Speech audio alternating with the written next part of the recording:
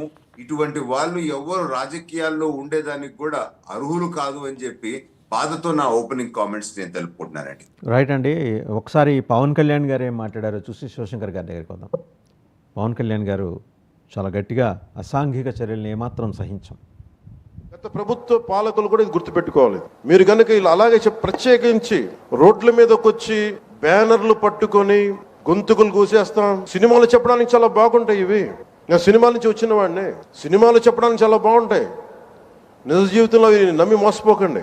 కాలు మక్కిలు ఎరకొట్టు కింద కూర్చోబెడతాం. జాగ్రత్త, పిచ్చి వేషాలు వేయకండి ఎవరు కూడా. ఇవి సరదాగా ఉండే విషయాలు కాదు ఇవి. శాంతి భద్రతలను ఏ మాత్రం క్షీణిస్తే చిన్నపాటిది కూడా సహించం, మీకు బలంగా తెలియజేస్తాను ప్రజలందరికీ కూడా. పిచ్చి మాటలు మాట్లాడకండి ఎవరు. సరదాగా లేం మేము ఇక్కడ. చాలా దెబ్బలు తిని వచ్చాం ఇక్కడ దాకా, చాలా దెబ్బలు తిని వచ్చాం. 5 స్టార్ హోటల్స్ లో ఉన్నా కానీ రక్షణ లేని పరిస్థితిలో ఉండేది. రోడ్ల మీదకి లాక్కొచ్చి మహిళలను కూడా వీళ్ళు జైల్లో పెట్టిన వ్యక్తులు. అవన్నీ తట్టుకొని నిలబడ్డామంటే ఇంకా మేము సంస్కారంగా ఉండాలి. With the constitutional guide lines, with in the frame work of law ఉండాలి. కాబట్టి చాలా పద్ధతిగా మాట్లాడుతున్నాం. అనవసరంగా రెచ్చగొట్టకండి ఇవన్నీ ఇలాంటి మాట్లాడి. నేను తమిళనాడు సభలో కూడా చెప్పాను.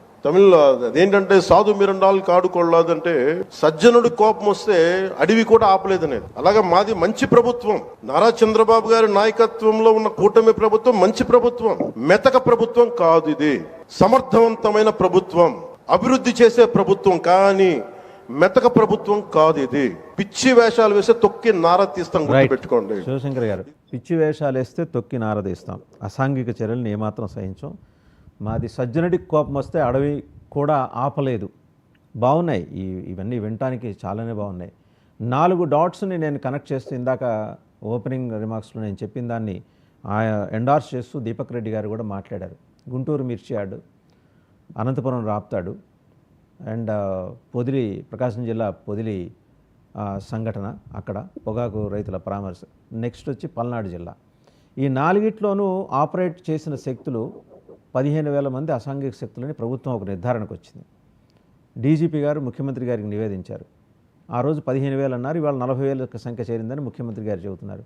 ఈ కాలకేయుల సంఖ్య పెరుగుతూ పోవటం అనేది ఇది రాష్ట్రానికి అంత మంచి శుభపరిణామం అయితే కాదు, రక్తబీజుల్లాగా వాళ్ళు పుట్టుకొస్తూ ఉన్నారు. ఎక్కడి నుంచి తీసుకొస్తున్నారు జగన్మోహన్ రెడ్డి గారు వీళ్ళందరినీ?